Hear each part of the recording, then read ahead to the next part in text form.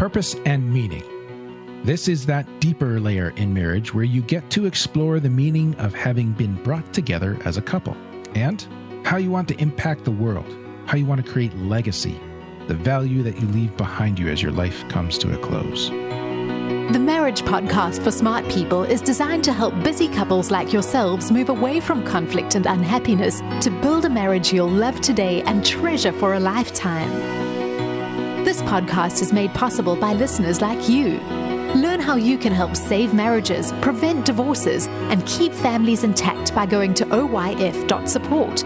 Once again, that website is oyf.support. And now, here are your hosts, Caleb and Verlynda Simone Gindel from Only You Forever.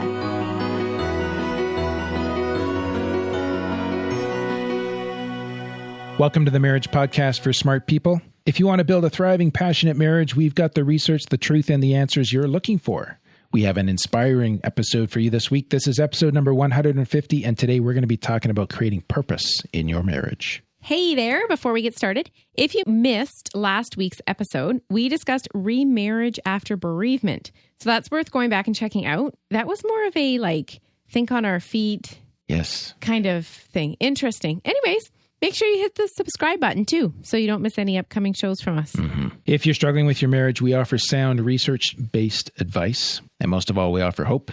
And let's get into the topic of purpose, Verlynda, where it comes from, what it looks like, and how we can create or strengthen this in our marriages. Alrighty. Shared purpose starts with finding meaning. Now, just follow my train of thought here. Okay. Meaning making is drawn from our individual identities. It's shaped by nature, shaped by nurture.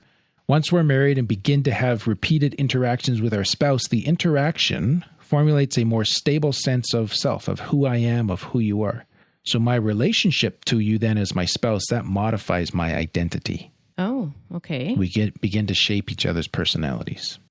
Yeah. Through these interactions. And then we create this common world together based on our interactions and on the common front that we present to the world. So now it gets presented as a unit.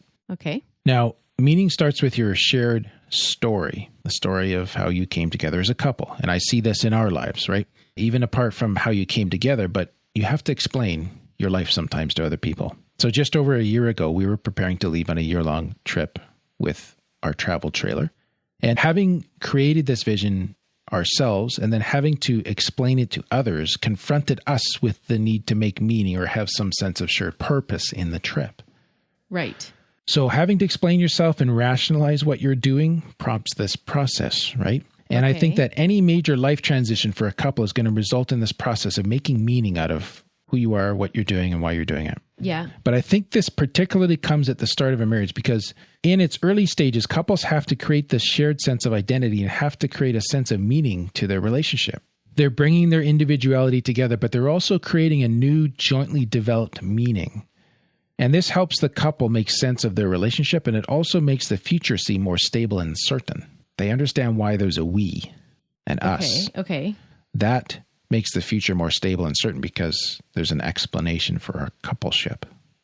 Okay. Am I making sense? I think so. But how we had to communicate our purpose to people for the trip. Yes. So are you saying when two people come together in marriage, they have to communicate to each other kind of different things in their lives so it makes them think it through? Well, often at the start of marriage, people are asking how did you guys meet? If they're meeting new people. And kind of that newlywed joy, right? Okay. So, yeah, the couple's going to have some of those discussions by themselves, but they're also explaining to other people. So this is more the joint front that they're showing to the world. Yes. Okay, gotcha. Which forms identity. That's what we're saying. Forms meaning back in here, right? Couple identity. So a study my researcher provided looked at the stories that newlywed couples told about how they met and about their experiences dating. Mm-hmm. And what's fascinating is that the content of these stories and the shared meaning they represented was a strong predictor of marital well-being. So here's some very specific points of interest from the research. Okay. Storytelling process. Telling the stories in a collaborative way with high agreement over the details predicts marital well-being, as it suggests a strongly held sense of shared meaning to the relationship. Whereas disagreement over the details or conflict during storytelling suggests couples have not formed a strong sense of meaning. This is where we start to see purpose being defined. The couple has a shared synchronous sense of having been brought together, right? Okay. Now, not only the process of telling the story, but the style in which the story was told. When the story was told as a narrative, rather than just a list of events, and telling it with a sense of drama, this was linked to marital well-being as they show that the couple are very invested in their shared history. The animated interest reflects some of the value that they place on the process of uniting their lives together. I'm just trying so hard not to snort over here. Why? Because you're dramatic in your storytelling style? Yeah, and I always thought that was bad. Oh, no, it's good. Yeah. So what if one spouse isn't dramatic? That's fine. A perfectly good spouse.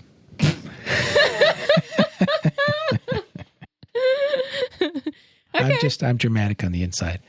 Let's keep moving. Story content is also important. What? I'm just gagging over here. Story content. Thank you for gagging at my inner being.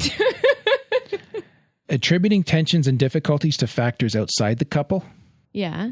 rather than to yourself or to your partner, indicates that the couple have a strong sense of cohesion and protected high well-being. Okay. So the difficulties were due to external factors, not because of something in you or me, right? Like the storm when you were trying to catch a ferry to come and propose. Ah, yes. Very dramatic. Framing the story as a conflict or focusing on barriers that were overcome, like overcoming past relationships or dealing with disapproval from parents, that was linked to lower satisfaction. Huh. So when it's really about, we beat all the bad guys to get to where you and I are today, if that's the primary intent of the story, then you're grounding it on negative events. Right. Interesting, right? So how you tell these stories, right? So what I take from this is that couples who have some deep sense of destiny or providence or God's will in bringing them together, they have a more meaningful story behind why they exist as a couple. Okay. And this core identity piece then becomes a platform for how they as a couple now begin to explore how they're going to impact the world together. Oh, interesting. So the shared story and how it's told is a key piece. Very fascinating, right? Well, I'll just keep telling the story, and that way we'll have a higher marital satisfaction. Yes. Good job. I'll nod in a more dramatic fashion as you tell the story. Now, there's other factors that affect shared identity too. Okay. So that's a key piece, but there's these 4 other things too that I want to talk about. One is family. The extent to which your pre-marriage family are still involved in your married life is linked to marital satisfaction. And I don't mean like enmeshed involved. I mean like healthily involved, okay? Okay. So this means that even as you develop shared meaning in your marriage, it's important to remain in touch with your individual identity and your history. What becomes especially critical is having a shared understanding of this, as in both spouses understand the importance of these other familial relationships. Like we both understand why your sister is a part of your life. Right. Kind of thing, right? Yeah. And you understand why my brother is a part of mine and your other siblings and yada, yada, right? Yeah. So and now, again, like I'm not advocating for enmeshment, like our mother is still a part of our life 100% and she's running it kind of thing. Oh, okay. But rather the healthy, balanced, marriage-centered approach to keeping those family of origin connections. But it's not cutting them off. It's still keeping those relationships. This affects your identity. Wow. Flexibility is another issue. Everybody has their own identity and sense of purpose and meaning, as well as expectations about what they want the meaning of their marriage to be. Levels of flexibility, therefore, are a strong factor in a couple's ability to create a shared sense of identity, because we have to move with each other on this rather than one of us being or both of us being inflexible. Okay. So, did you come into marriage with an expectation of what the meaning of our marriage would be?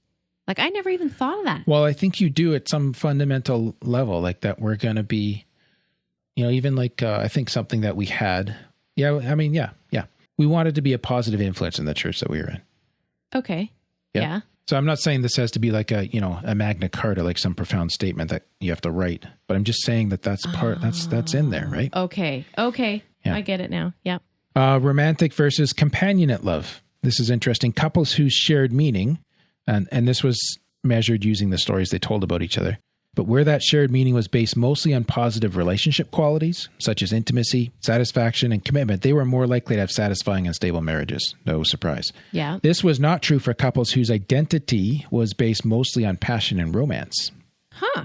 Okay. So even though we promote that, like in past episodes, we've talked about reigniting the romance, exactly, right? Yeah. It could be that romance typically doesn't, as we said in those episodes, it doesn't last the whole length of the relationship, whereas commitment and intimacy do.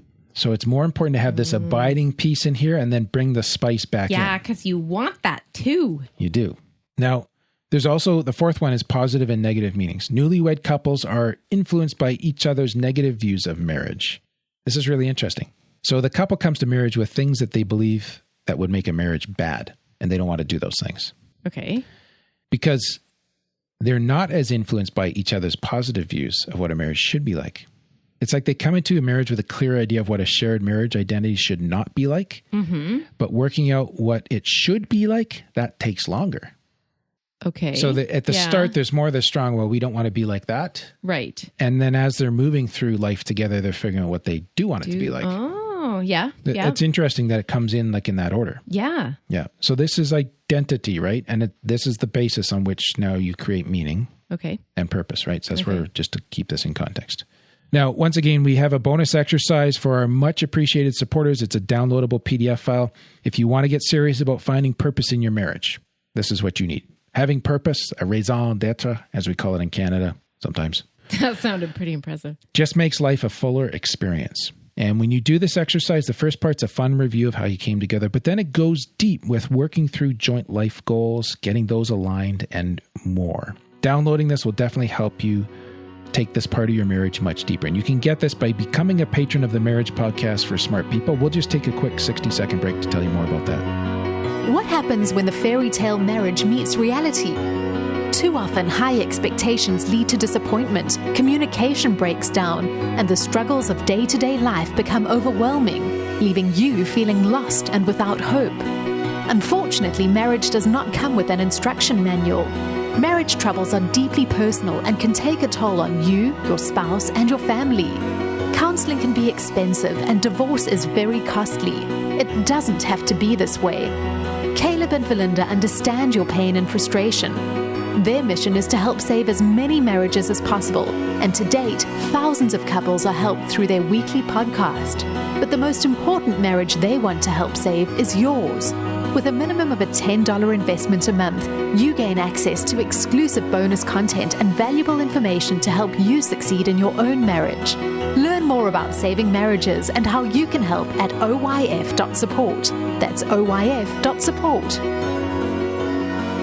You're listening to the Marriage Podcast for Smart People. Before the break, we were talking about factors that influence shared identity and meaning and purpose. And now we want to talk more about creating this purpose in our marriages. Impacting the world together, Verlynda. Oh, that sounds good. Sounds powerful. Yeah.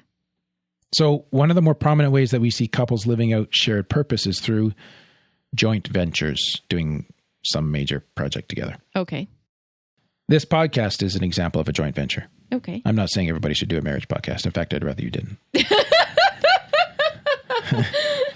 But just doing something, doing together. A joint venture, yeah. Mm-hmm. Together.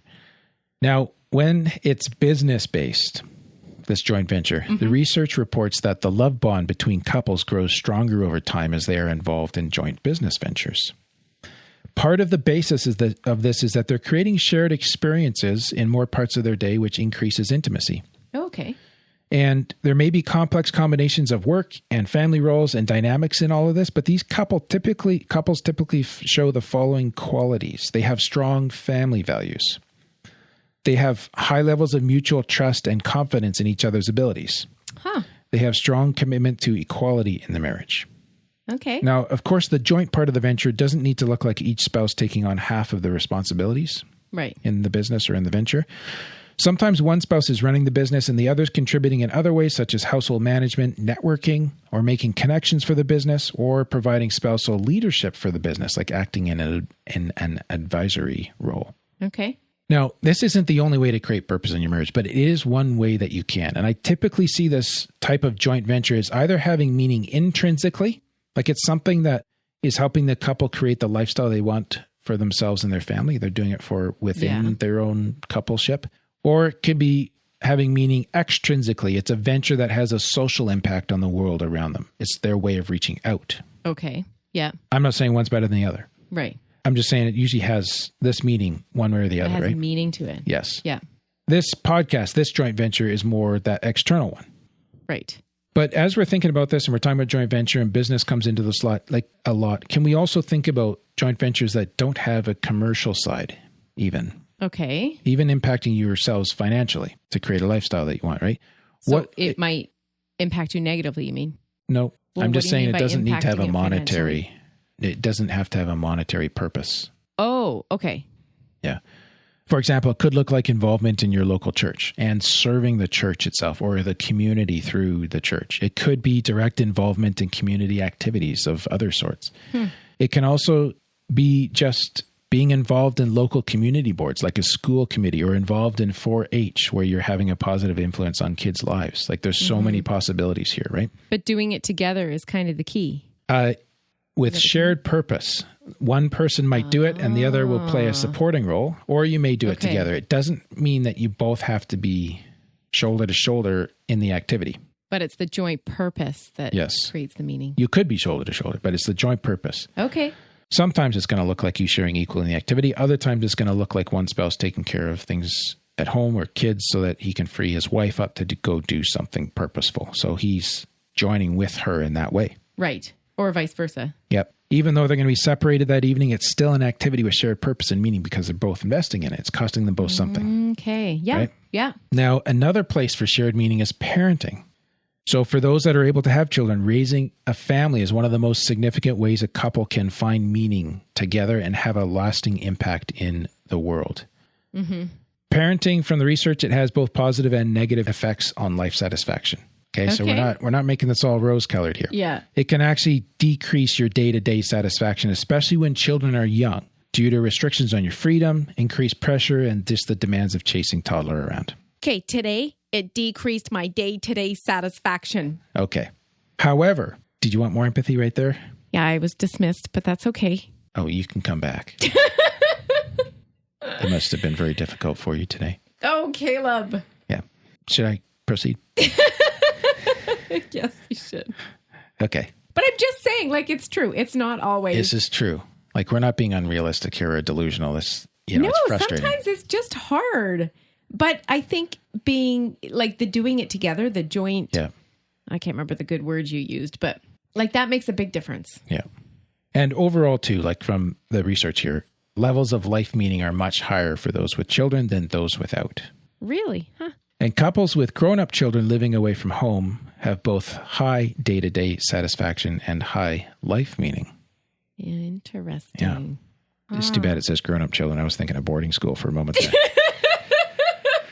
Okay. I mean, if the kids actually listen to this, they're going to be like destroyed. They don't love us. Okay, let's talk about marriage quality. Okay. Marriage itself also helps people feel more like their life has meaning, generally. Just being married. Okay. Yeah, as well as offering ways of finding shared meaning. So levels of intimacy are often found to be the highest predictor of satisfaction and of life meaning. So when a couple's really close, they ascribe more meaning to life. Really? Because marriages are a source of intimacy and passion and contentment. And these forms of positive affect, these good mojo things, they all cause people to rate the meaning of their lives more highly on a day-to-day basis. Huh. Okay. So a happy marriage helps you feel like your life has purpose and meaning. And it can also help you feel like your actions have meaning even when things are difficult, like today, or like when caring for young children, right? Okay. And this really goes a long way towards reinforcing the importance of investing in one's marriage. When you create a safe, secure, loving relationship, this becomes a safe harbor from which you can explore different ways of making meaning and purpose, creating purpose in the world around you, having an impact. Okay. So what I'm hearing you say, though, is that it's the happy marriage that makes the bigger difference than just the joint purpose, shared vision. Yeah, I don't know if I said that there's a direct connection or comparison in terms of like having some research on that, but I'm saying that this is kind of, again, it's the foundation for it. You said levels of intimacy, didn't you? When the marriage is better, people rate the meaning of their lives more highly. Right. So you need to improve your marriage, not just, find purpose for it. Yeah, go take on some other activities, which is interesting because sometimes when marriage isn't going well, two things happen. Either, number one, there's so much energy that's sucking out of you that you can't make meaning in your life. Okay. Or you may choose to escape the reality at home by pursuing an outside venture to try to create some meaning there to compensate for what you're not having at home, of what's not going well in your marriage, right? Okay. Now, my challenge is if you're in this latter group, think of how much more impactful you could be in your ventures and your impact on the world around you if your marriage was a safe, secure place where it was a source of intimacy and passion and contentment. Oh, yes. Yes. Huh. Take care of your marriage. Yes. Rule number 1. Agreed. That's all I have, baby. Alrighty. So we want to thank those of you who became patrons this week or thereabouts. And today it's Tony. Thank you, Tony. We Thank really you, appreciate Tony. you, and we appreciate all of our supporters that have come along and helped us to continue to make this podcast a reality and to reach and influence more marriages. And those numbers do continue to grow every month, which is awesome. So thank you all for helping us with that. Thank you. And Caleb, we don't have an iTunes review this week, but it's a review on our Patreon. Okay. So I want to read that instead. It says, my husband and I really enjoy all your podcasts, but this one in particular, which was the Learn to Date Your Spouse Again one, really hit home for us at this phase in our marriage. We had such a passion for each other for the first 2 to 3 years of our relationship. And though we both feel very attracted to one another, the passion and intimacy has waned recently. Now we both know that this is normal based on this podcast, and we have some guidance in finding ways to rekindle the romance. Mm-hmm. We love the way you two interact with each other on your podcast. We can hear the love, and it gives us hope that that type of deep love and commitment is absolutely possible. Thanks for all you do. So yes, it is possible. It is possible. So thanks for that review too. Yeah, it's awesome. Caleb, next week. We're talking about dealing with age differences in marriage. So like if you married an old guy? Quite a bit older, Verlynda. Not just you? No. Oh. Like more than 2 and a bit years. Oh. Yeah. Well. Nevertheless, you might find some to resonate with. Okay, let's wrap this up. That's all for today's episode. You can get the full show notes at oyf.link/150. Find out how you can help us save marriages. Go to oyf.support. Thanks, and we'll see you next week. The Marriage Podcast for Smart People is totally funded by listeners who support Caleb and Verlynda in their mission to save marriages. If you would like to be part of this worthy cause, open your web browser to oyf.support. A minimum investment of $10 per month will help restore hope to married couples. Plus, as a patron, you'll gain access to exclusive bonus content and valuable information to help you succeed in your own marriage. Go to the website oyf.support now for more information. Thanks for listening to the Marriage Podcast for Smart People from Only You Forever.